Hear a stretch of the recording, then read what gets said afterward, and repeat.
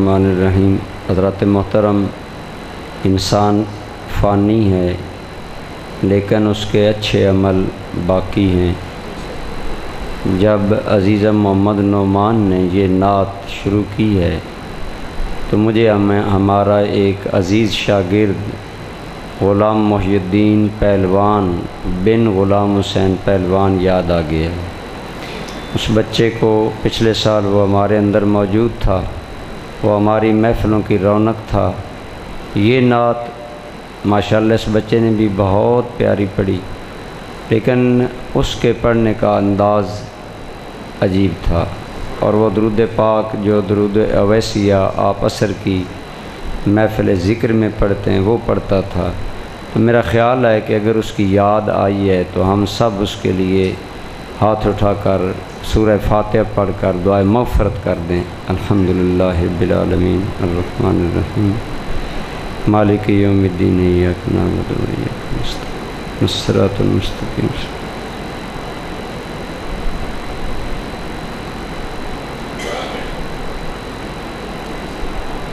لم یکن لہ کفوا احد۔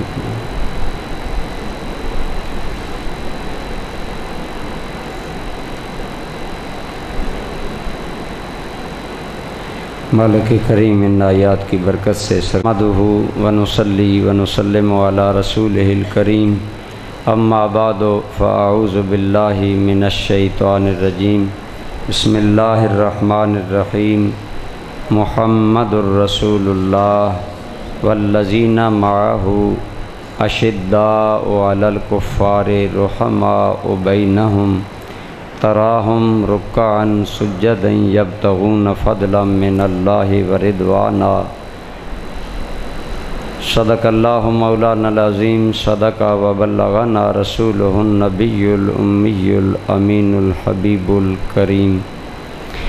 اللہم صلی علی سیدنا و مولانا محمد وعلی آل سیدنا و مولانا محمد وبارک وسلم علیہ۔ الصلاۃ والسلام علیک یا سیدی یا رسول اللہ وعلی آلک و اصحابک یا حبیب اللہ۔ حمد و صلاۃ کے بعد برادران اسلام، آپ میں ہم سب الحمدللہ اہل ایمان ہیں۔ اہل ایمان کے درجے ہیں، اور اہل ایمان میں انبیاء کے بعد اعلیٰ درجہ صحابہ کرام کا ہے۔ صحابی کسے کہتے ہیں؟ من صاحب النبی صلی اللہ تعالی علیہ وآلہ وسلم مؤمنا ومات علیہ۔ صحابی وہ ہوتا ہے جسے ایمان کی حالت میں رسول اللہ کی صحبت ملی، ایمان کی حالت میں رسول اللہ کی صحبت ملی، سنگت ملی، مجلس ملی۔ بعض لوگ یہ تعریف کرتے ہیں کہ صحابی وہ ہوتا ہے جس نے ایمان کے ساتھ حضور کو دیکھا، لیکن یہ تعریف کامل نہیں ہے، کیونکہ بعض صحابہ نابینے بھی تھے۔ لہذا صحابی کی تعریف یہ ہے کہ صحابی وہ ہے ایماندار آدمی جس نے ایمان کے ساتھ رسول اللہ کی صحبت پائی۔ بولیے کیا؟ آپ صلی اللہ علیہ وسلم کی صحبت پائی اور پھر ایمان پر خاتمہ ہوا، یہ آدمی صحابی ہے، خواہ ایک لمحے کے لیے اسے حضور کی زیارت، صحبت، سنگت، معیت نصیب ہوئی ہو۔ سرکار کریم صلی اللہ علیہ وسلم کی صحبت، جس طرح بندے کو عبادت سے درجہ ملتا ہے نا، ملتا ہے کہ نہیں ملتا؟ عبادت سے بندے کو درجہ ملتا ہے، ریاضت سے، ذکر اللہ سے، دیگر نیکیوں سے، لیکن یہ ساری نیکیاں نیچے رہ جاتی ہیں۔ رسول اللہ کی صحبت کا شرف وہ شرف ہے جو ساری عبادتوں کے اجر سے بندے کا مقام بلند کر دیتا ہے۔ یہی وجہ ہے کہ آج بڑے سے بڑا ولی اللہ، اب اولیاء اللہ میں حضور سیدنا غوث الاعظم کا نام بہت بڑا ہے، حضور سیدنا خواجہ معین الدین چشتی اجمیری کا نام بہت بڑا ہے، حضور بہاؤالدین زکریا ملتانی کا نام بہت بڑا ہے، حضور بہاؤالدین نقشبند رحمۃ اللہ تعالی علیہ کا نام، حضرت شہاب الدین سہروردی کا نام، یہ بہت بڑے بڑے نام ہیں۔ لیکن یاد رکھیں یہ عقیدے کی بات ہے، ساری امت کے ولی مل جائیں تب بھی ادنا صحابی کا مقابلہ نہیں کر سکتے۔ کئی مرتبہ میں نے یہ بات بتائی، ایک آدمی میدان جنگ میں حضور کی بارگاہ میں آیا، دیہاتی بندہ تھا، کھجوریں کھا رہا تھا، کہنے لگا محمد صلی اللہ علیہ وسلم اگر آپ کو مان لیا جائے تو کیا ملے گا؟ جو آپ تعلیمات لائے اگر انہیں مانا جائے تو کیا ملے گا؟ آپ نے فرمایا جنت۔ کہنے لگا اچھا اگر یہ بات ہے تو آپ گواہ بن جائیں کہ میں نے آپ کو اللہ کا رسول مانا۔ کلمہ پڑھا، میدان جہاد جاری ہے، کھجوریں جو کھا رہا تھا ہاتھ میں اس نے زمین پر پھینکا، لوگوں نے کہا کھجوریں تو کھا لو، کہنے لگا ہے جب یقین ہے کہ محمد کو ماننے سے جنت ملے گی تو پھر کھجوریں بھی جنت میں جا کر کھائیں گے۔ اسی وقت میدان جہاد میں گیا، شہید ہو گیا۔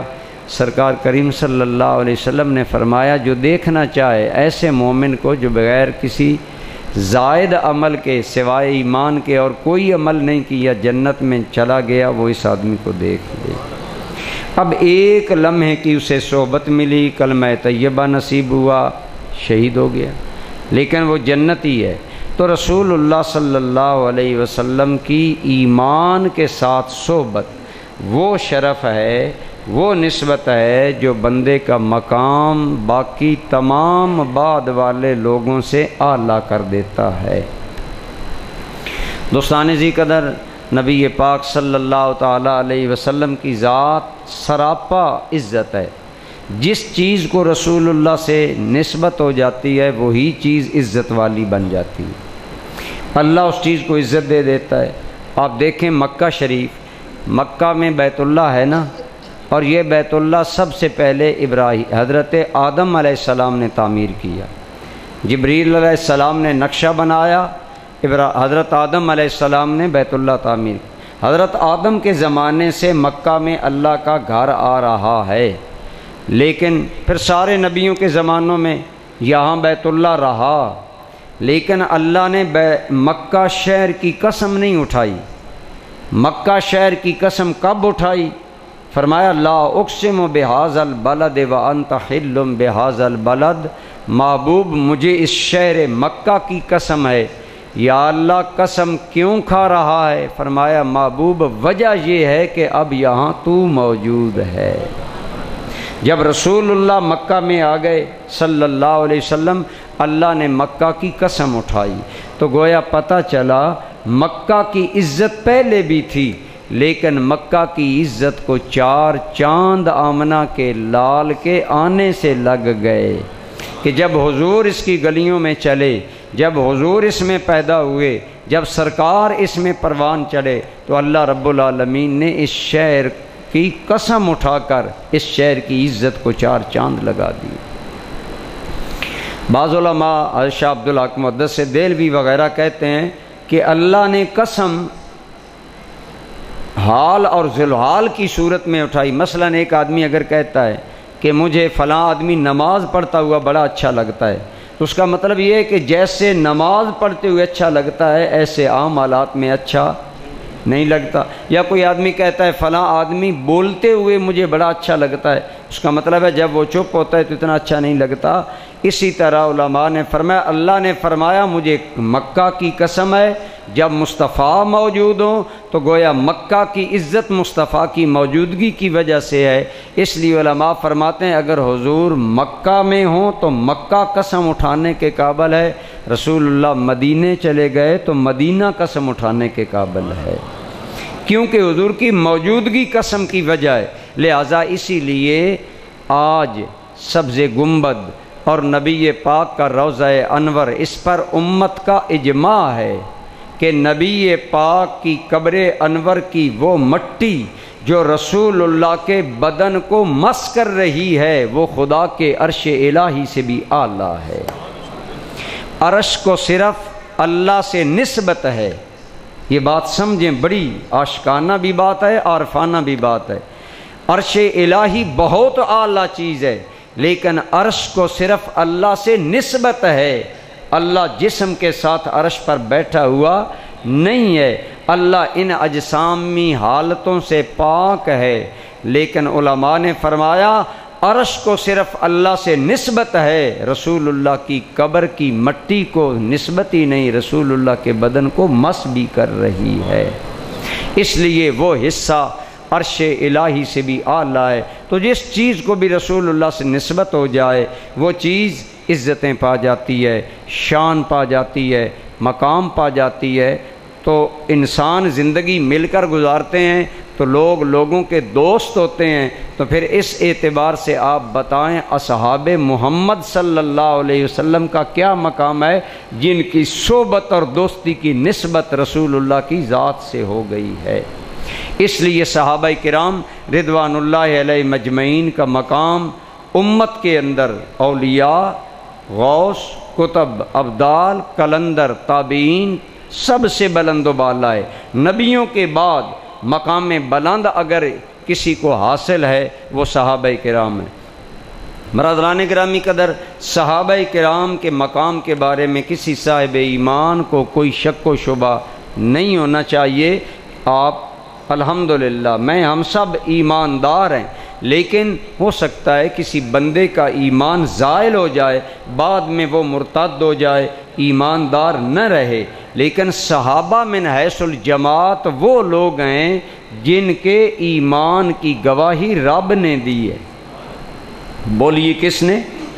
رب نے۔ مجھے ساتھی کہتے ہیں کہ آپ کے درس میں بعض لوگ سونا شروع کر دیتے ہیں، میں نے کہا پھر میں نے انہیں پکڑ کر تو نہیں جگانا، اس لیے آپ بیدار ہو کر بیٹھیں، یہ عقیدے کی باتیں میں کیا عرض کر رہا ہوں۔ رسول اللہ صلی اللہ علیہ وسلم کے صحابہ وہ ہیں جن کے ایمان کی گواہی کس نے دی؟ اونچے بولیں، اللہ نے۔ اب جس کے ایمان کی گواہی اللہ دے، اللہ فرمائے یہ سچا مومن ہے، وہ بے ایمان ہو سکتا ہے؟ اللہ اگلے حالات جانتا ہے کہ نہیں جانتا؟ اللہ بعد والے حالات جانتا ہے کہ نہیں جانتا؟ یہاں سنیے قرآن کریم، ارشاد باری تعالی ہے والذین آمنوا، وہ لوگ جو ایمان لائے، وہاجروا، اور جنہوں نے رسول اللہ کے ساتھ ہجرت کی یا آپ کے آگے یا بعد ہجرت کی، وجاہدوا فی سبیل اللہ، اور جن لوگوں نے اللہ کے راستے میں جہاد کیا، والذین آووا ونصروا، اور وہ مدینہ والے لوگ جنہوں نے ان کو پناہ دی، مہاجرین کو، اور ان کی مدد کی۔ یہ سارے یعنی مہاجر بھی اور انصار بھی رسول اللہ کے سارے صحابہ، ان کا ذکر کر کے آگے سنیے اللہ کیا کہتا ہے۔ فرمایا اولئک ھم المؤمنون، یہی لوگ اللہ کی نظر میں سچے ایمان والے ہیں۔ اولئک ھم المؤمنون، ہم المؤمنون، اس میں زور ہے، یہی لوگ ایمان والے ہیں۔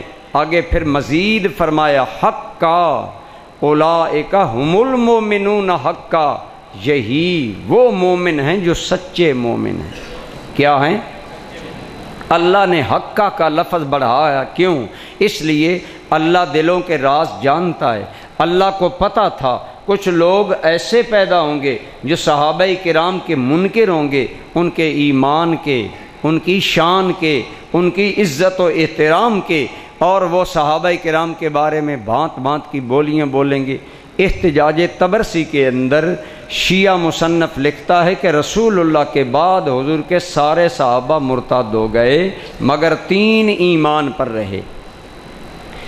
وہ 3 کون ہیں؟ جب ان 3 کا نام لیا، حضرت ابو ذر غفاری، حضرت عمار بن یاسر رضی اللہ تعالی عنہ، اور غالباً حضرت بلال ہیں یا ایک اور کوئی، 3 آدمیوں کا صرف نام لیا آگے، یہ مسلمان رہے، باقی مسلمان نہیں رہے۔ اب ہم وہ بات مانیں یا خدا کا قرآن مانیں؟ اللہ کا قرآن تو کہتا ہے اولئک ھم المؤمنون حقا، یہ پکے اور سچے مومن ہیں۔ یا اللہ کہیں پھر تو نہیں جائیں گے؟ فرمایا لہم مغفرۃ ورزق کریم، ان کے لیے میں نے بخشش کا وعدہ بھی فرما دیا ہے اور بہت بڑے اجر کا وعدہ بھی فرما دیا ہے۔ تو جن کے ایمان کی گواہی رب دے ان کے ایمان میں شک کرنے والے کے ایمان میں ہمیں شک ہے۔ بات آ گئی سمجھ؟ ان کے ایمان میں بولیے کوئی شک۔ پھر اللہ کریم نے صحابہ کرام کا مقام مختلف مقامات پر بڑے واضح انداز میں، آپ ذرا سنیے، صحابہ کرام کی درجہ بندی ہے۔ بعض صحابہ بالکل ابتدا میں اس ایمان لائے، ماریں کھاتے رہے، جان چلی گئی لیکن ایمان نہیں چھوڑا۔ حضور کے ایک صحابی کو بیچارے کو 2 اونٹوں کے ساتھ باندھ دیا گیا، ان کی ٹانگوں کو، ظالموں نے اونٹوں کو مخالف سمت میں دوڑایا، صحابی کا بدن چر کر 2 ٹکڑے ہو گیا لیکن ایمان نہیں چھوڑا۔ حضور کے ایک صحابیہ ہے سمیہ رضی اللہ تعالی عنہا، یہ اسلام کی پہلی شہیدہ ہے۔ سیدہ سمیہ حاملہ ہیں، ایماندار ہیں۔ ظالم ابو جہل اور اس کے ساتھیوں نے نیزہ ان کے پیٹ میں مارا اور پیٹ چاک کر کے اس میں سے بچہ باہر نکال لیا۔ سیدہ سمیہ تڑپ تڑپ کر جان دے دی، لیکن فرمایا ظالمو جان جا سکتی ہے، ایمان نہیں جا سکتا۔ بعض یہ صحابہ تھے جو بالکل ابتدا میں ایمان لائے، بعض بعد میں ایمان لائے، ہجرت کے بعد، کچھ بدر کے بعد، کچھ فتح مکہ جب ہو گیا عام لوگ ایمان میں آنے لگے، اب ایمان لانا آسان ہو گیا۔ وَرَأَيْتَ النَّاسَ يَدْخُلُونَ فِي دِينِ اللَّهِ افواجا، اب لوگ جوک در جوک اسلام میں آنے لگے، فوج در فوج، کیونکہ اب رکاوٹ کوئی نہیں، مکہ فتح ہو گیا جو عرب کا مرکزی شہر ہے، رسول اللہ کی مملکت قائم ہو گئی، مسلمانوں کو غلبہ ہو گیا، اب کلمہ پڑھنا کوئی مشکل نہ رہا۔ تو رب کہتا ہے سن لو، یہ فتح مکہ کے بعد والے مومن یہ فتح مکہ سے پہلے والے مومنوں کے برابر لا یستوی منکم من انفق من قبل الفتح وقاتل اولئک اعظم درجۃ من الذین انفقوا من بعد وقاتلوا۔ اللہ کا قرآن کہتا ہے فتح مکہ کے بعد والے فتح مکہ سے پہلے والوں کے برابر، پہلے لوگوں کا درجہ بلند، پھر جو غیر مہاجرین ہیں ان سے مہاجرین کا درجہ بلند، پھر مہاجرین کے اندر پہلے 40 ایمان لانے والوں کا درجہ بلند، پھر ان میں 10 صحابہ کا درجہ بلند جن کا نام لے کر رسول اللہ نے انہیں جنتی قرار دیا، پھر ان 10 میں سے 4 خلفائے راشدین کا درجہ اعلیٰ جنہیں ہم خلفائے راشدین، معروف خلفائے راشدین کہتے ہیں، حضرت صدیق اکبر، فاروق اعظم، عثمان غنی، علی مرتضیٰ رضوان اللہ علیہ مجمعین۔ لیکن عرض یہ ہے کہ صحابہ کی ہے درجہ بندی، یہ ذکر کر کے نہ درجہ بندی، آخر میں رب نے فرمایا کلم وعد اللہ الحسنی، ہم نے فتح مکہ سے پہلے والے مومن ہوں یا بعد والے ہیں درجہ بدرجہ، لیکن ہم نے ان سب سے جنت کا وعدہ فرما لیا ہے۔ یہ میرے حبیب پر ایمان لائے، ہم نے ان سے جنت کا وعدہ کیا۔ الحسنہ کا ترجمہ شیعہ مفسر نے تفسیر میں مجمع البیان میں کیا، الحسنہ والمراد منہ الجنہ، حسنہ سے مراد جنت ہے۔ اسی طرح بالکل واضح اور صاف الفاظ میں اللہ نے رسول اللہ کے سارے صحابہ کو جنتی قرار دیا۔ بولی کیا قرار دیا؟ جنتی قرار دیا۔ یہ 11واں پارہ ہے، اس کا یہ دوسرا رکوع شروع ہو رہا ہے۔ والسابقون الاولون من المہاجرین والانصار، جو پہلے پہلے ایمان لانے والے مسلمان مہاجرین ہیں اور انصار، 2 گروہوں کا واضح ذکر آ گیا نا، مہاجرین کا اور ان سے پہلے لوگوں کا بھی ذکر آ گیا جو شروع میں ایمان لائے، سیدہ ام المومنین خدیجۃ الکبریٰ، حضرت علی مرتضیٰ، صدیق اکبر، زید ابن حارثہ، عثمان غنی، عبد الرحمن ابن عوف، سعد ابن ابی وقاص، حضرت طلحہ، حضرت زبیر، یہ بالکل ابتدا میں ایمان لائے سارے لوگ۔ فرمایا یہ سارے لوگ والذین اتبعوہم، اور جن ایمان والوں نے ان کی پیروی کی مہاجرین اور انصار کی، بے احسان، لیکن پیروی خلوص کے ساتھ کی۔ سنیے رب کیا فرماتا ہے، فرمایا رضی اللہ عنہم ورضوا عنہ، اللہ ان سب سے راضی اور یہ سارے اللہ سے راضی۔ وَأَعَدَّ لَهُمْ جَنَّاتٍ تَجْرِي تَحْتَهَا الْأَنْهَارُ خَالِدِينَ فِيهَا أَبَدًا، اللہ نے ان سب کے لیے وہ جنت تیار کی جس کے اندر نہریں چلتی ہیں۔ آگے فرمایا کسی کے ناراض ہونے سے اللہ انہیں جنت سے نہیں نکالے گا، خالدین فیہا ابدا، یہ ہمیشہ ہمیشہ جنت میں رہیں گے، ہمیشہ ہمیشہ جنت میں رہیں گے۔ ذالک الفوز العظیم، یہ بہت بڑی کامیابی ہے۔ تو میں عرض یہ کر رہا ہوں، صحابہ من حیث الجماعت وہ لوگ ہیں جن کے ایمان کی گواہی کس نے دی؟ بولیے سارے بولیں ذرا، کس نے دی؟ اللہ کریم نے۔ ان کے جنتی ہونے کی گواہی کس نے دی؟ اللہ کریم نے۔ اگرچہ صحابہ معصوم نہیں ہیں، ہم صحابہ کو معصوم نہیں مانتے، یہ عقیدے کی بات ہے جس کا بیان ہو چکا۔ معصوم صرف نبی ہوتا ہے، بولیے معصوم نبی کے علاوہ کوئی بھی ہو وہ معصوم نہیں۔ ہاں صحابہ کرام اور اہل بیت اعظام سے شرعاً گناہ سرزد ہونا ممکن ہے، گناہ ہو سکتا ہے، اور بعض صحابہ سے لغزشیں بھی ہوئیں، ایمان لانے کے بعد بعض صحابہ سے غلطیاں بھی ہوئیں، لیکن رب نے بالآخر معاف فرما کر ان سے جنت کا وعدہ فرما لیا صحبت رسول اللہ کی نسبت کی وجہ سے۔ تو جن کے ساتھ اللہ جنت کا وعدہ کرے ان کے جنتی ہونے میں کوئی شک نہیں ہے، لہذا رسول اللہ کے سارے صحابہ جنتی ہیں، خواہ ان سے گناہ ہوئے بھی اللہ نے مرنے سے پہلے توبہ کی توفیق عطا فرمائی، اور رب کا وعدہ ہے کہ توبہ کے بعد وہ گناہ معاف فرما دیتا ہے اور بخش دیتا ہے۔ لیکن دوستان گرامی قدر، وہ صحابہ کرام جن کے ایمان کی گواہی اللہ نے دی، جن کے جنتی ہونے کی گواہی اللہ نے دی، اور ساتھ فرمایا کہ وہ ہمیشہ جنت میں رہیں گے، یہ نہیں کہ اگر کوئی بھانگ کا مست بندہ ان سے ناراض ہو تو اللہ انہیں جنت سے نکال دے گا، ایسا نہیں ہوگا۔ خالدین فیہا ابدا، وہ ہمیشہ ہمیشہ جنت میں رہیں گے، انہیں جنت سے نہیں نکالا جائے گا۔ اب سوال یہ ہے کہ جن لوگوں کے ایمان کی گواہی قرآن دے، جنتی قرآن کرا دے، آخر ان کے بارے میں غلط فہمی پیدا کیوں ہوئی لوگوں کے دلوں میں، اور بعض لوگوں کے دلوں میں بغض و عناد کیوں پیدا کیا گیا؟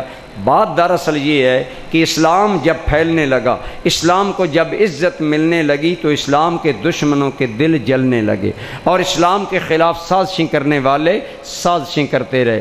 اور یاد رکھیں، خود رسول اللہ کی اور رسول اللہ کے دین کے سب سے زیادہ مخالف ہمیشہ جو قوم رہی ہے وہ ہے یہودی۔ کون ہے؟ بولیے کون ہے؟ نبی پاک صلی اللہ علیہ وسلم جب مدینہ منورہ میں گئے نا ہجرت فرما کر، تو سرکار کے وہاں جانے سے پہلے مدینے کا علمی، معاشی، معاشرتی، اقتصادی کنٹرول یہودیوں کے پاس تھا، یعنی مدینہ میں علم بھی زیادہ یہودیوں کے پاس تھا، تجارت بھی زیادہ یہودیوں کے پاس تھی، پیسہ بھی زیادہ یہودیوں کے پاس تھا، اور روب دبدبہ اور خاندانی سرداری بھی یہودیوں کی تھی۔ لہٰذا نبی پاک کے تشریف صلی اللہ علیہ وسلم کے تشریف لے جانے سے پہلے یہودیوں کا جو سردار ہے جس کا نام ہے عبداللہ بن ابی، اس کی تاج پوشی ہونے والی تھی کہ اسے مدینے کا بادشاہ بنایا جانے والا تھا، اس کو تاج پہنانے والے تھے مدینہ والے۔ لیکن اللہ کے احکام میں حکمت ہوتی ہے، انہی دنوں نبی پاک اللہ صلی اللہ علیہ وسلم اللہ کے حکم سے مدینہ سے ہجرت فرما کر کہاں گئے؟ مکہ سے ہجرت فرما کر کہاں گئے؟ مدینہ منورہ۔ جب رسول اللہ مدینہ منورہ میں آ گئے تو بتائیے کہ ایک آدمی ستارہ بھی ہو تو 14ویں کا چاند آ جائے تو ستارے کو کون دیکھتا ہے؟ تو یہ یہودی تو ویسے اندر کے گندے تھے، اور انہیں اللہ نے بڑا علم دیا، تورات کا علم ان کے پاس تھا، ان کے بعض علماء کے پاس انجیل کا علم تھا، اس میں رسول اللہ کی نشانیاں موجود تھیں، اور قرآن کریم کہتا ہے کہ یہ یہودی لوگ نبی پاک کے آنے سے پہلے جنگوں میں رسول اللہ کا وسیلہ دے کر رب سے فتح مانگتے تھے۔ وَقَانُوا مِن قَبْلُ يَسْتَفْتِحُونَ عَلَى الَّذِينَ كَفَرُوا، نبی پاک کی بعثت سے پہلے جب یہودیوں کو کوئی مشکل وقت آتا نا، کافروں کے خلاف اللہ سے مدد مانگتے تو نام محمد اور آنے والے رسول کے صدقے مانگا کرتے تھے۔ اللہ نے یاد دلایا، پہلے ان کے نام سے مجھ سے مدد مانگتے تھے، اب جب آ گیا اور جب میرا محبوب آ گیا تو یہ ظالم کفر پر اتر آئے، انکار پر اتر آئے۔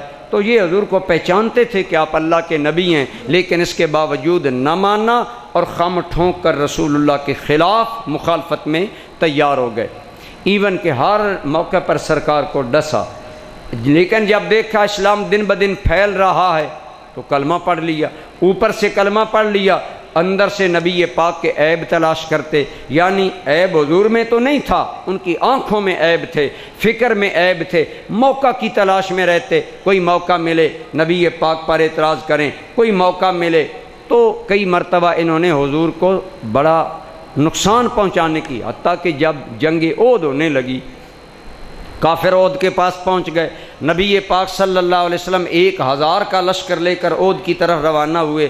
ہم جب اس دفعہ زیارت احد کے لیے جانے لگے تو راستے میں وہ مسجد ہم نے دوستوں کو دکھائی جہاں ان ظالم یہودیوں نے رسول اللہ کے ساتھ یعنی بدعہدی کی، تو عبداللہ بن ابی اپنے 300 آدمی ساتھ لے کر حضور کے ساتھ چلا، مدینے سے نکلا کہ ہم بھی آپ کے ساتھ مل کر کافروں سے جنگ کریں گے، لیکن راستے میں کوئی بہانہ بنا کر اپنے 300 ساتھی عین جنگ کے وقت کے قریب واپس لے کر چلا گیا۔ بتائیں کتنا بڑا دھچکا تھا مسلمانوں کے لیے۔ ٹوٹل 700، وہاں ہزاروں کافر احد میں امڑ آئے، لیکن یہ 300 چلے گئے۔ اللہ پاک نے فرمایا میرے محبوب غم نہ کرو، انہوں نے اپنی بدباطنی کا اظہار کیا ہے تو تمہارا خدا تمہارے ساتھ ہے۔ بہرحال انہوں نے ہمیشہ نبی پاک کو اور اسلام کو نقصان پہنچانے کی کوششیں کی۔ اس دن سے لے کر آج تک سب سے زیادہ اور سب سے بڑا اسلام کا دشمن کون ہے؟ یہودی۔ یہی وجہ ہے قرآن کہتا ہے پوری دنیا کی قوموں میں سے سب سے ذلیل ترین قوم یہودی ہیں۔ ضربت علیہم الذلۃ والمسکنہ وباؤوا بغضب، فرمایا یہ وہ بدبخت لوگ ہیں جن پر اللہ کی ناراضگی پڑ چکی ہے، اور یہ انتہائی دنیا کی بدترین قوم اگر کوئی ہے تو وہ یہودی ہے، اور ہر حال میں یہودی مسلمانوں کو نقصان پہنچاتا ہے۔ تو بہرحال انہی یہودیوں نے سازش کی کہ دن بدن حضور کا دین پھیلتا چلا جا رہا ہے۔ پہلے صرف عرب فتح ہوا، اب صدیق اکبر آئے، شام کا علاقہ فتح ہو گیا، حضرت عمر نے تو دھوم مچا دی، فتوحات کی، اور جس جانب حضرت عمر کی فوجیں منہ کرتیں، شام فتح، ایران فتح، روم فتح، علاقے فتح ہوتے چلے گئے۔ جوں جوں یہ ایریا اسلام کا بڑھتا، یہودیوں کا دل جلتا، حضور نے یہودیوں کو خیبر سے نکالا، فرمایا یہاں سے نکل جاؤ، تم شرارتیں کرتے ہو، رہنے کے باوجود بار بار شرارتیں کرتے تھے، وہاں سے حضور نے نکال دیا، پھر حضرت عمر نے نکال دیا۔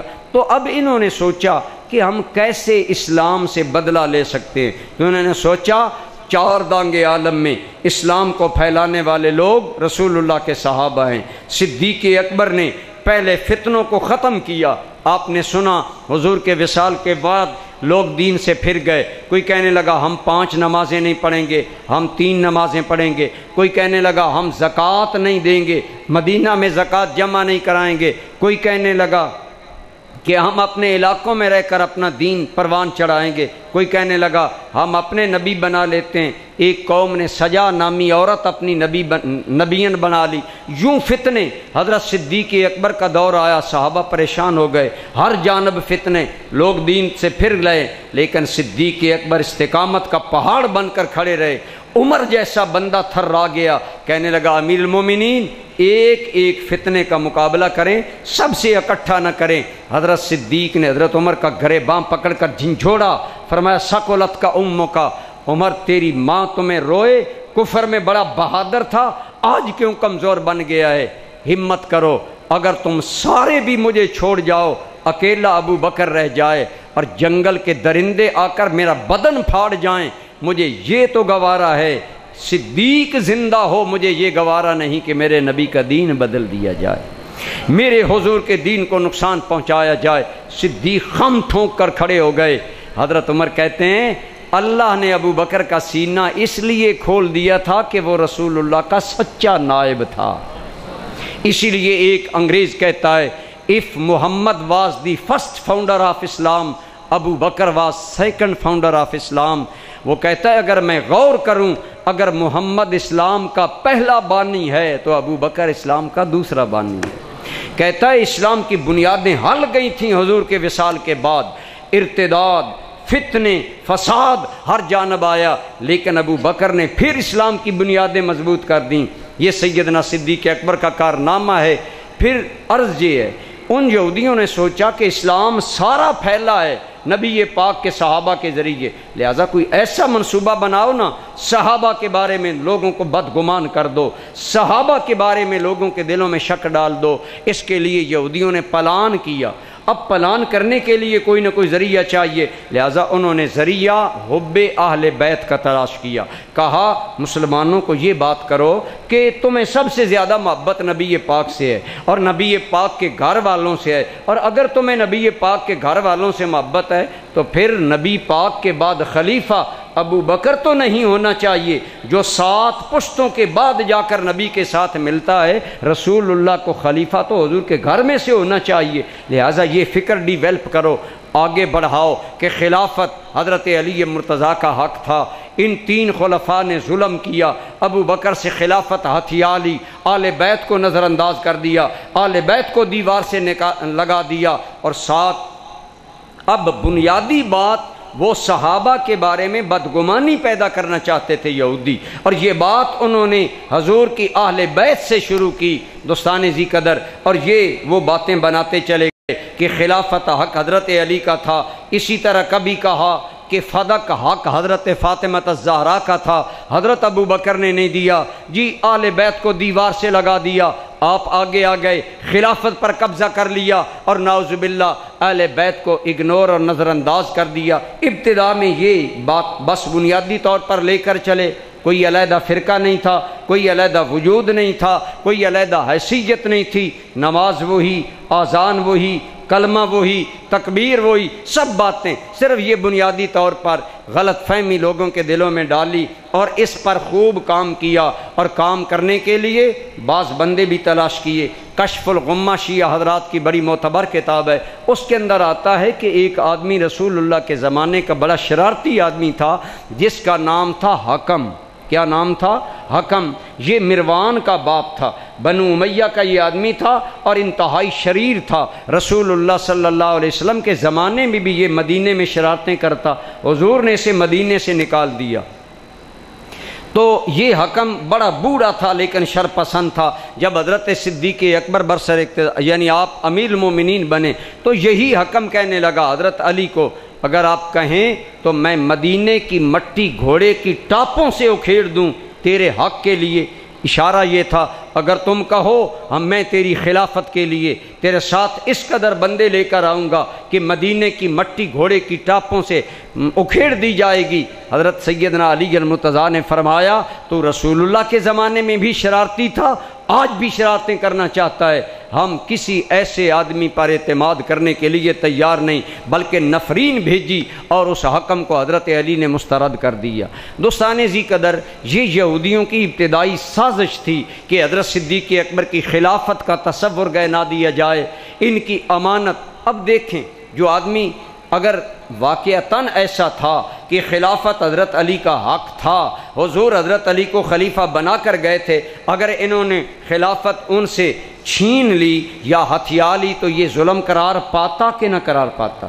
لیکن قرآن و سنت کی روشنی میں کوئی ایک دلیل بھی ایسی نہیں کہ رسول اللہ صلی اللہ علیہ وسلم نے اپنا نائب حضرت علی کو متعین کیا، بلکہ سنی اور شیعہ کتب میں بالاتفاق موجود ہے کہ سرکار کریم کی آخری بیماری میں حضرت عباس نبی پاک کے چچا حضرت علی کو مجبور کرتے رہے کہ آپ حضور سے پوچھ لیں آپ کے بعد والی امر کون ہوگا، آپ کے بعد حکومت کا والی کون ہوگا۔ حضرت عباس بار بار یہ حضرت علی کو اصرار کرتے رہے، اور آپ کا خیال یہ تھا میں حضور کا چچا ہوں، حضور مجھے والی بنائیں گے، علی حضور کا چچا زاد بھائی ہے انہیں، لیکن حضرت علی جہاں بہت بڑے دنیا کے دانشمند اور عقل مند لوگوں میں حضرت علی کا شمار ہے، وہاں رسول اللہ کے حقیقی علوم کا وارث حضرت علی مرتضیٰ ہیں۔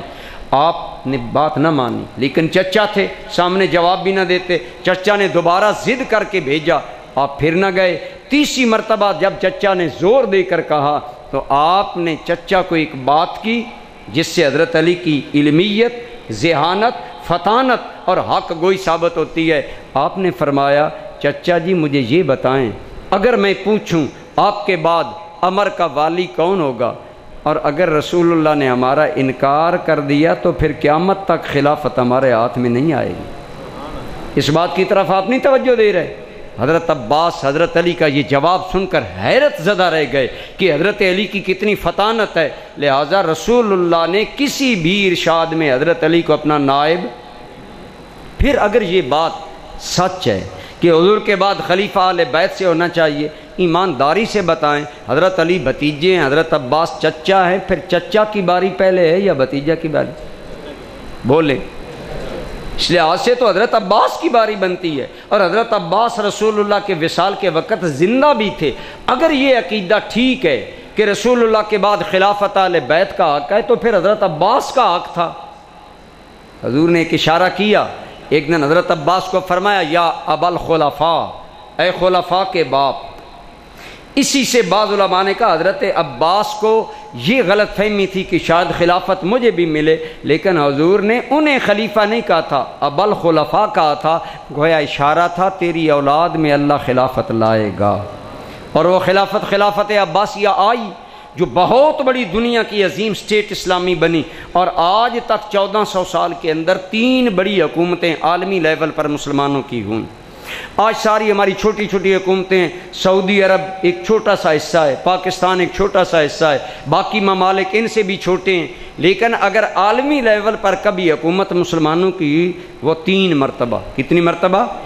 ایک خلافت عباسیہ، ایک خلافت عثمانیہ، اور ایک مغلیہ حکومت، یعنی مغلوں کی حکومت وہ بہت بڑی تھی، یا عباسیوں کی حکومت وہ بہت بڑی تھی، یا ترکوں کی حکومت۔ یہ 3 عالمی حکومتیں مسلمانوں کو 1400 سال میں ملی۔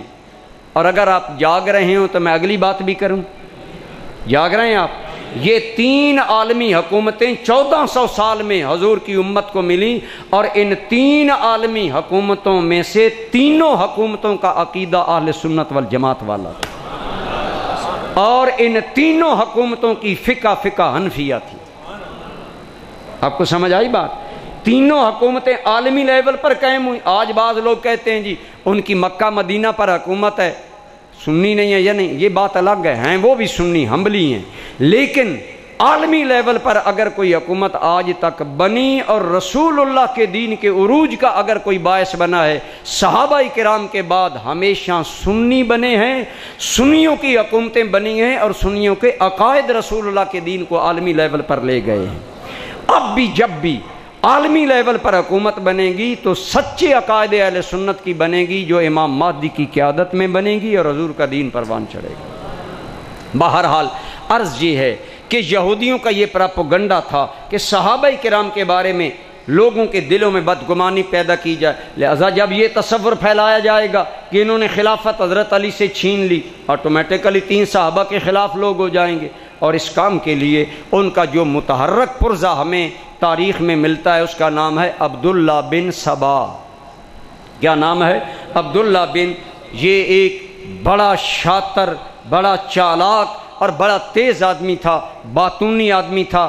اس نے یہ کام حضرت عثمان غنی کے دور میں شروع کیا۔ حضرت عثمان رحم دل تھے، یعنی آپ سخت گیر نہیں تھے، نرمی کرتے تھے، نرمی سے فائدہ اٹھاتے ہوئے انہوں نے یہ تحریک شروع کی، کبھی کسی شہر میں، کبھی کسی شہر میں، کبھی کسی شہر میں، اس بات کو آگے بڑھاتے کہ جی حضرت عثمان میں یہ خامی ہے، حضرت عثمان میں یہ خامی ہے۔ پہلے حضرت عثمان کی حکومت کی مخالفت کی، پھر ساتھ یہ کہا کہ جی خلافت آل بیت کا حق تھا، انہیں نہیں دیا گیا۔ تو اس طرح یہ جو فتنہ ہے صحابہ کرام کی عداوت کا، صحابہ کرام کی مخالفت کا، اور صحابہ کرام کی حقانیت کے انکار کا فتنہ، یوں یہودیوں نے اسلام میں داخل کیا۔ اور یہ آدمی عبداللہ بن سبا مذہباً یہودی تھا، اوپر سے کلمہ پڑھا، بلکہ اس سے بھی پہلے حضرت عمر کا قاتل جو تھا وہ ایک مجوسی تھا۔ ایران میں مجوسیوں کی حکومت تھی، آتش پرستوں کی حکومت تھی۔ حضرت عمر نے ایران کی اینٹ سے اینٹ بجا دی، انہوں نے حضرت عمر کو قتل کروایا، اور فیروز ابو لؤلؤ کے ذریعے جو نماز پڑھنے کے لیے مسجد میں مسلمان آئے، اس حال میں آیا تو اوپر سے ایمان کا لبادہ اوڑھا ان لوگوں نے، اندر سے بے ایمان تھے، یہودی تھے، منافق تھے، اور رسول اللہ کے صحابہ کے خلاف یہ پروپیگنڈا پیدا کرنے والی پہلی تحریک تھی۔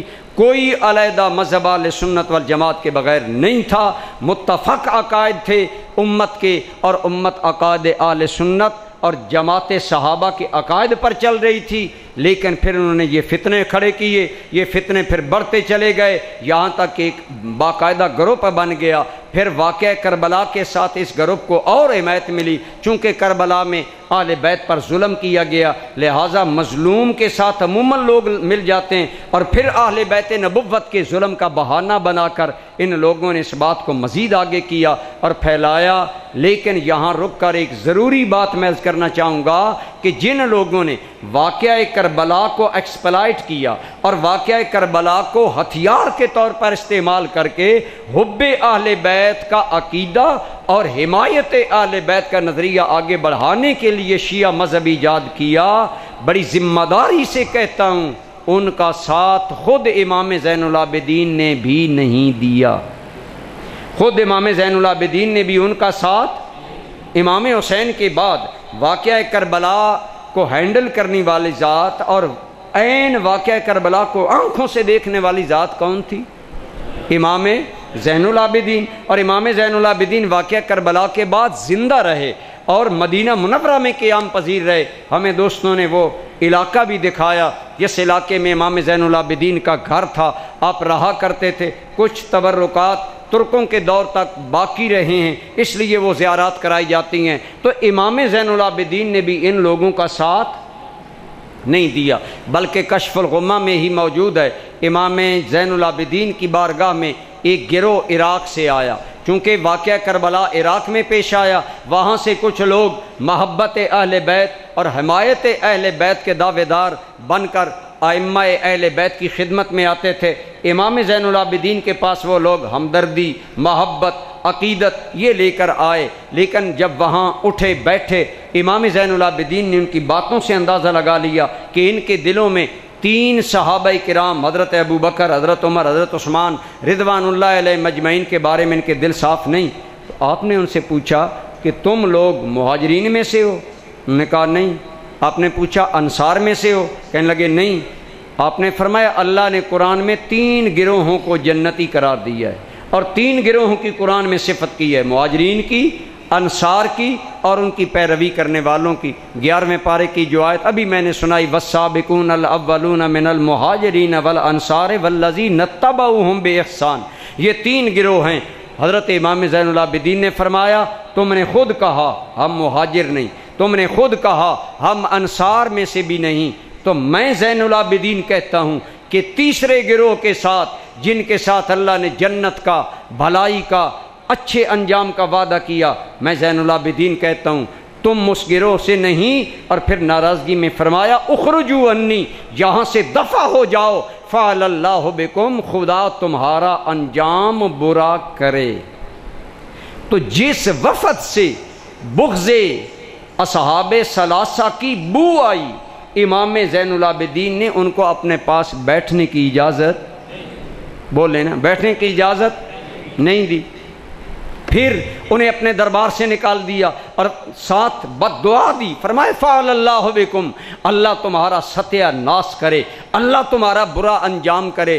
تو آج جو بغض صحابہ میں حب اہل بیت کی آڑ لیتے ہیں، انہیں یہ عقل مندی سے کام لینا چاہیے کہ امام زین العابدین نے اس فکر کو قبول نہیں کیا کہ اہل بیت سے تو محبت کا اظہار ہو اور صحابہ کرام سے نفرت ہو۔ خدا کی قسم، نہ امام زین العابدین نے حمایت کی، نہ امام زین العابدین کے بیٹے جو شیعہ عقیدے کے مطابق 5ویں امام ہیں اور معصوم ہیں، جنہیں وہ معصوم سمجھتے ہیں، امام باقر بن زین العابدین، حضرت امام باقر نے بھی ایسے لوگوں کی حمایت نہیں کی۔ امام باقر کے بارے میں آتا ہے کشف الغمہ میں ہی کہ حضرت امام باقر نے ایک محفل میں حضرت ابو بکر کے لیے صدیق کا لفظ بولا۔ کیا بولا؟ فرمایا فعلہ ابو بکر نے صدیق، یہ ایک فلاں کام ہے جو ابو بکر صدیق نے کیا۔ تو اب جس کے دل میں میل ہوتی ہے نا، اس کے دل کے چہرے کے تیور بدل جاتے ہیں۔ اب وہ جو آدمی سامنے موجود تھا اسے یہ بات بڑی عجیب لگی، حضرت امام باقر کو کہنے لگا اتقول لہ الصدیق، تم بھی ابو بکر کو، اے امام ہمام، اے امام ذیشان، آپ بھی ابو بکر کو صدیق کہتے ہیں؟ جب اس نے یہ سوال کیا حضرت امام باقر بھانپ گئے کہ وہ کچھ لوگ وہ ہیں جو ہماری محبت کا اندر اندر پتہ ہے یہ تقیہ کیوں کرتے ہیں؟ شروع سے انہیں تقیہ عقیدے میں ملا، ظاہر بات نہیں کرنی، اندر اندر بات رکھنی ہے، عورتوں میں اندر اندر بات رکھنی ہے، زیر زمین رکھنی ہے، انڈر گراؤنڈ رکھنی ہے۔ امام باقر بھانپ گئے کہ اس کے دل میں حضرت صدیق اکبر کے بارے میں بغض ہے، اناد ہے، تو حضرت امام باقر جوش میں آ گئے۔ جب اس نے کہا نا کیا آپ بھی ابو بکر کو صدیق کہتے ہیں، تو امام باقر جوش میں آ گئے، آپ کھڑے ہو گئے، آپ نے قبلہ کی طرف منہ کیا، فوسب وسبتن واستقبل القبلۃ، جوش میں امام باقر کھڑے ہو گئے، منہ قبلہ کی طرف کیا اور فرمایا نعم الصدیق، نعم الصدیق، نعم الصدیق، ایک مرتبہ نہیں میں 3 مرتبہ ابو بکر کو صدیق کہتا ہوں۔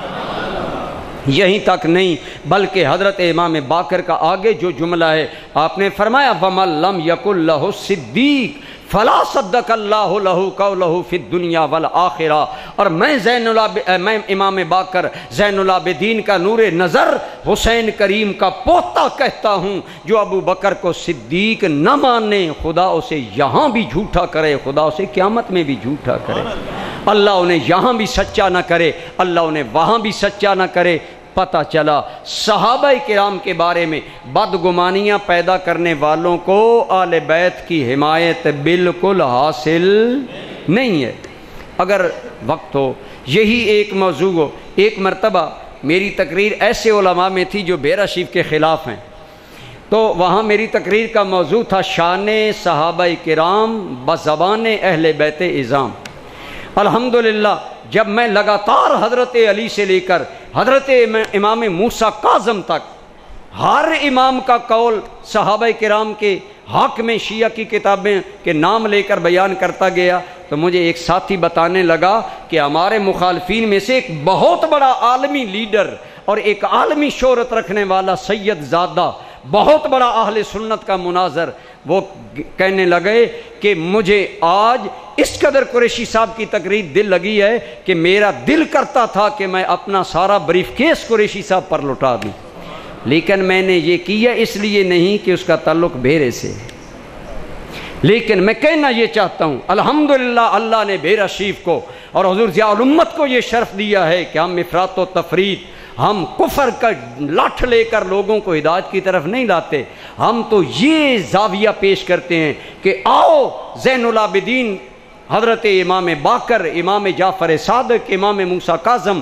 حضرت علی تقی، محمد نقی، حسن عسکری، 12 اماموں میں سے 11 امام دنیا میں آ چکے ہیں، امام زین العابدین امام مہدی آخر میں آئیں گے، 11 اماموں میں سے خدا کی قسم ہر امام نے للکار کر رسول اللہ کے صحابہ کی عزت کو سلام کیا ہے، عزت کا احترام کیا ہے، لہٰذا اس لیے ہمیں کوئی ڈاؤٹ نہیں کہ ہم صحابہ کی پارٹی ہیں، اہل بیت سے ہمارا کوئی تعلق نہیں۔ الحمدللہ سنی کی دونوں آنکھیں روشن ہیں، سنی نہ خارجی ہے کہ وہ اہل بیت کا دشمن ہو، سنی نہ رافضی ہے کہ وہ صحابہ کا دشمن ہو۔ جس طرح چہرے کی سلامتی کے لیے دونوں آنکھیں ضروری ہیں، سنی کے ایمان کی دونوں آنکھیں سلامت ہیں، حب اہل بیت والی بھی آنکھ سلامت ہے، حب صحابہ کرام والی بھی آنکھ سلامت ہے۔ ہم صحابہ کی زبانی اہل بیت کی تعریف بیان کرتے ہیں، اور الحمدللہ سال ہا سال اس سٹیج پر میری تقریر اسی موضوع پر ہوتی رہی کہ کبھی اہل بیت کی شان صحابہ کی زبان سے، کبھی صحابہ کی شان اہل بیت کی زبان سے۔ دوستان ذی قدر عرض یہ ہے، وہ صحابہ جن کے ایماندار ہونے کا اعلان اللہ نے کیا، جن کے جنتی ہونے کا اعلان اللہ نے قرآن میں کیا، ان کے خلاف یہ جتنی سازش ہے مخالفت کی، یہ پیدا کرنے والے کون ہیں؟ یہودی ہیں، اور یہودیوں کے بارے میں رب نے فرمایا پوری دنیا کی قوموں میں سے سب سے زیادہ ذلیل ترین قوم ہے۔ اس لیے میں اپنے وہ مسلمان بھائی جو علم نہ ہونے کی وجہ سے بعض اوقات ایسے لوگوں کی چپٹی باتوں میں آ جاتے ہیں، حب اہل بیت کی دعوت کے ذریعے ان باتوں کے چنگل میں آ جاتے ہیں، آج ہوش کے ناخن لیں، آپ نے اپنی قبر میں جاننا ہے، کسی نے آپ کے ساتھ نہیں جاننا، اور خدا کی قسم اگر بغض صحابہ دل میں ہوگا پھر قبر بھی گندی ہوگی، حشر بھی گندی ہوگی۔ رسول اللہ صلی اللہ علیہ وسلم کا ارشاد سنیں، حضور نے خود صحابہ کی عزت و احترام کا حکم دیا، فرمایا لا تسبوا اصحابی۔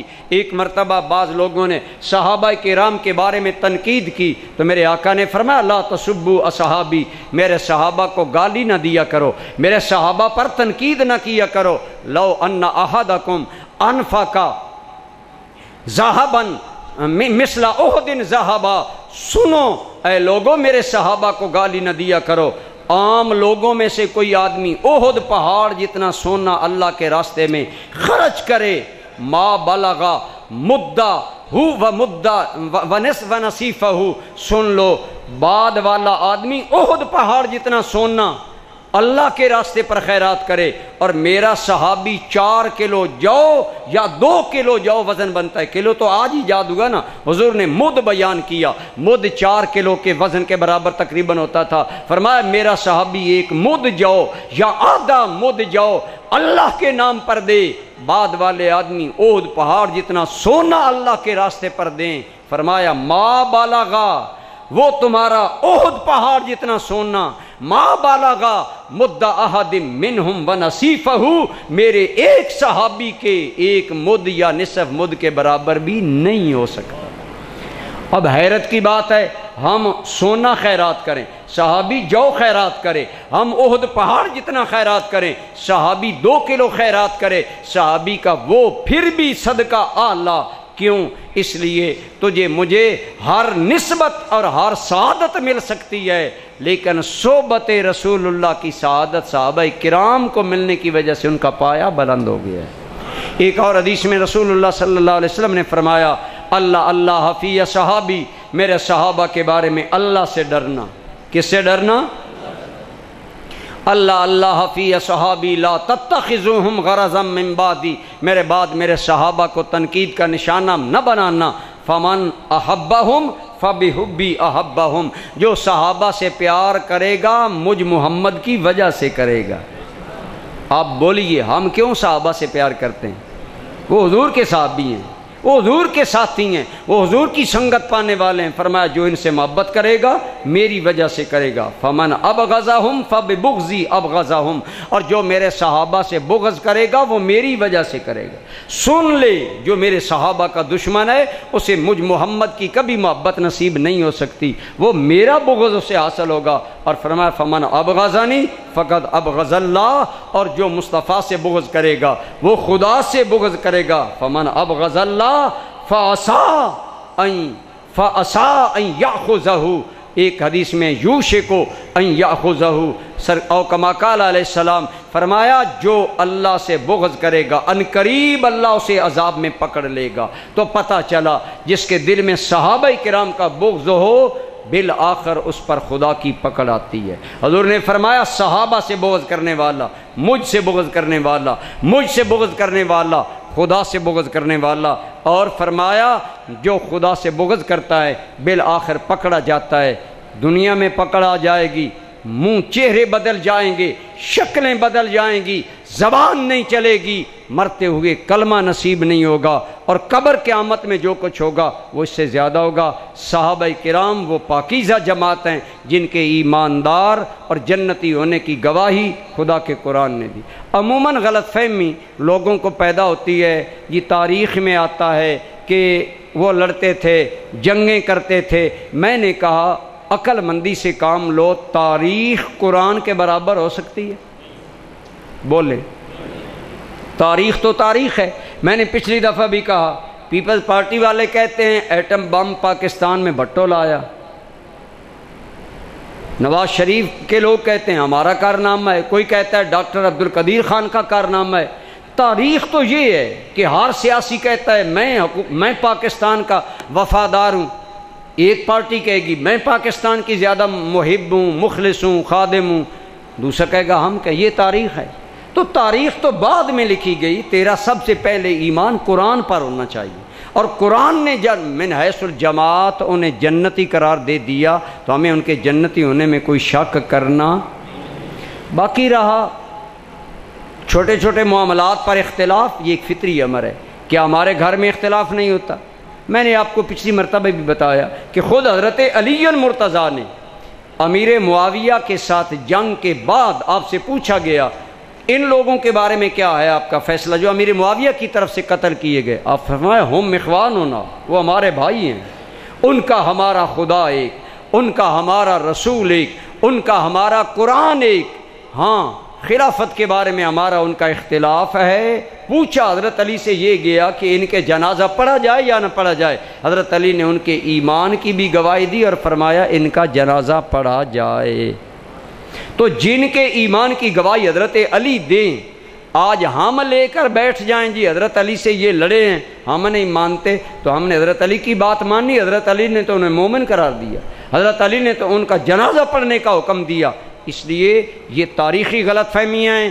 اسی طرح سیدہ معاشہ صدیقہ اور حضرت علی کے درمیان اگر کوئی اختلاف ہے تو اس کی یہ نوعیت نہیں کہ ہم ایک کو گالیاں دینا شروع کر دیں اور دوسرے کے حمایتی بن جائیں۔ میں نے گزشتہ بھی مرتبہ عرض کیا تھا، آپ کے ماں باپ کسی باپ پر اختلاف کریں، آپ باپ کے ساتھ کھڑے ہو کر ماں کو گالی دینا پسند کریں گے یا ماں کے ساتھ کھڑے ہو کر باپ کو گالی دینا پسند کریں گے؟ جو یہ کرے گا لوگ کیا کہیں گے، اور جو کہے گا ہیں میرے ماں باپ، اگر غلطی بھی ہوئی ہے تو میرے تو ماں باپ ہیں نا، میرے لیے دونوں احترام کے قابل۔ یہ عقیدہ ہے اہل سنت والجماعت کا۔ ہم حضرت علی مرتضیٰ کو حق پر سمجھتے ہیں۔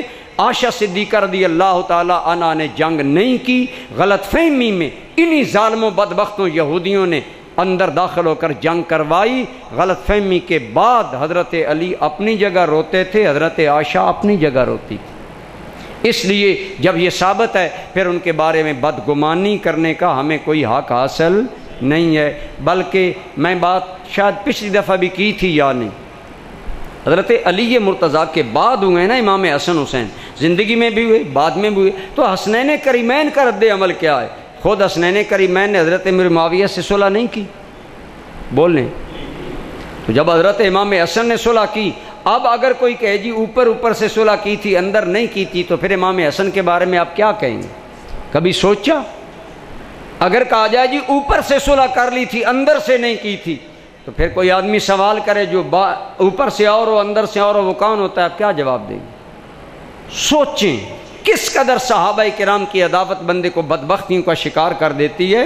لہذا حسنین کریمین نے جب ان سے صلح کی ہے تو سنیوں کی بھی ان سے بولو ہماری بھی صلح ہے۔ اور پھر حضرت امام حسین نے میدان کربلا میں اپنی شہادت سے چند لمحے قبل، شیعہ اور سنی دونوں کی کتابوں میں موجود ہے، آپ نے یزیدیوں کو فرمایا یزیدیوں میرے خون سے ہاتھ رنگین نہ کرو، تم نہیں جانتے میں کون ہوں۔ پھر حضرت امام حسین نے اپنے بارے میں تھوڑا سا ارشاد فرمایا آج خدا کی دھرتی پر میرے بغیر کوئی رسول اللہ کا نواسہ موجود، میں وہ ہوں جو رسول اللہ کا یوں پیارا۔ آگے آپ نے اپنے بارے میں وہی باتیں کی جو ہیں۔ اس کے بعد آپ نے فرمایا اگر پوچھنا چاہتے ہو کہ میرا مقام کیا ہے تو رسول اللہ کے ان صحابہ سے پوچھ لو جو آج زندہ ہیں۔ امام حسین کی شہادت کے وقت بعض صحابہ زندہ تھے، حضرت انس بن مالک، حضرت عبداللہ بن ابی اوفا، حضرت عامر نامی صحابی، ایک سہل نامی، اور اس طرح صحابہ کرام زندہ تھے۔ امام حسین نے ان کے نام لے کر فرمایا اگر میری عزت اور میری شان کے بارے میں تمہیں کوئی شک ہے تو میرے نانا جان کے صحابہ سے میرے بارے میں پوچھ لو۔ میں کہتا ہوں کہ امام حسین نے جن صحابہ کو اپنی عزت کا گواہ بنایا، آج ہمیں ان صحابہ کے بارے میں زبان درازی کرنی چاہیے یا دل سے عقیدت رکھنی چاہیے؟ لہذا اول تا آخر صحابہ کرام کا مقام تسلیم کرنا چاہیے اور اس میں کوئی شک و شبہ نہیں کرنا چاہیے۔ اس کے خلاف کوئی بات کرے، خواہ نام نہاد سنی کہلائے، کہ اے سید کہلائے، کہ میں سید ہوں پر میں صحابہ کا دشمن ہوں، تو ہم کہیں گے کہ جب عقیدہ بدل جاتا ہے تو پھر نسب کوئی فائدہ نہیں دیتا۔ باقی پیر میر علی شاہ صاحب فرماتے ہیں یہ کوئی قرآن ہے کہ ایک آدمی کہے کہ میں سید ہوں تو وہ ضروری سید ہے؟ کیا خیال ہے آپ کا؟ لوگ راستے میں سید بن جاتے ہیں۔ پیر میر علی شاہ صاحب نے فرمایا یہ کوئی قرآن ہے کہ ایک آدمی کہتا ہے میں سید ہوں تو وہ سید ہے؟ حضرت پیر میر علی شاہ صاحب رحمۃ اللہ علیہ کے آباء و اجداد جب گولڈا کے علاقے میں آئے تو اس علاقے میں کنٹرول ان سادات کہلانے والے نام نہاد لوگوں کا تھا جن کے عقائد صحابہ کرام کے خلاف تھے۔ حضرت پیر میر علی شاہ صاحب کے آباء و اجداد آئے، یہ تھے سنی، اور تھے گیلانی سید، غوث پاک کی اولاد تھے. انہوں نے مقامی جو سادات مشہور تھے انہوں نے کہا یہ سید ہے ہی نہیں. پیر میر علی شاہ صاحب کے خاندان کے بارے میں کہا یہ سید نہیں ہے. اب یہ بات وہ جا بجا کرتے یہ سید نہیں ہے. اگر سید ہوتے تو کاٹ دی کنی کوئی نہیں، سید سنی کوئی نہیں. اگر یہ سید ہوتے تو سنی کیوں ہوتے؟ حضرت پیر میر علی شاہ صاحب رحمۃ اللہ تعالی علیہ کے آبا و اجداد میں سے ایک سید نظر حسین شاہ صاحب ہوئے. اسی طرح جب سنا کہ یہ بات بھانت بھانت کی بولی، ایک دن ایک کوئی بڑی محفل تھی، اس کے اندر وہ نام نہاد سارے موجود تھے، آپ کے خاندان کے وہ بزرگ بھی موجود تھے. آپ نے فرمایا تم ہماری عدم موجودگی میں ہمارے نسب پر اعتراض کرتے ہو کہ ہم سید ہیں یا نہیں. آپ نے اپنے سر سے ٹوپی یا امامہ اتارا، زمین پر رکھا، فرمایا یہ ہے سیدہ فاطمہ الزہرا کے خاندان کی عزت، جو تم میں سچا سید ہے یہ عزت اٹھا کر اپنے سر پر رکھا. پھر زور مارا، جب کچھ نہ بن آیا، انتہائی شرمندگی ہوئی، تو پیر میر علی شاہ صاحب کے انہی جد اعلیٰ نے آہستہ سے ہاتھ اٹھایا، فرمایا یہ کون اٹھا سکتا ہے، اس میں تو سادات کی 14 طبق پر بھاری عزت ہے. آسانی سے اٹھایا، پھر اپنے سر پر رکھا. مطلب کہنے کا یہ ہے کہ یاد رکھو جب کسی کے دل میں صحابہ کرام کے بارے میں عداوت ہے، وہ صحابہ کرام کا گلہ کرتا ہے، تو پھر ضروری نہیں کہ اسے سید مانا جائے یا اس کا ادب و احترام کیا جائے. ادب و احترام ہے ایمان اور عقیدے کی وجہ سے. اصل الاصول عزت کا مستحق ایمان ہے، عقیدہ ہے، یہ درست ہے سو درست ہے. اگر نوح علیہ السلام کا بیٹا ایمان نہیں لاتا تو رب کہتا ہے انہ لیس من اہلک، اے میرے نوح یہ تیرا بیٹا یہ تیرے اہل میں سے نہیں ہے. اگر بیٹا ہو بات نہ مانے اہل سے نکل گیا. تو آج اگر ایک آدمی سید کہلا کر رسول اللہ کے صحابہ کا گلہ کرتا ہے، غیبت کرتا ہے، تو پھر اس کے نسب کے بارے میں بھی ہمیں سوچنا چاہیے. بہرحال عرض یہ ہے حضور کے صحابہ کی عزت کرنا یہ حضور کی عزت ہے، کیونکہ حضور کی نسبت کی عزت ہے. دعا ہے اللہ تعالی ہمیں رسول اللہ صلی اللہ علیہ وسلم کے مقام، صحابہ کے مقام کو پہچاننے کی توفیق عطا فرمائے. اور درود پاک.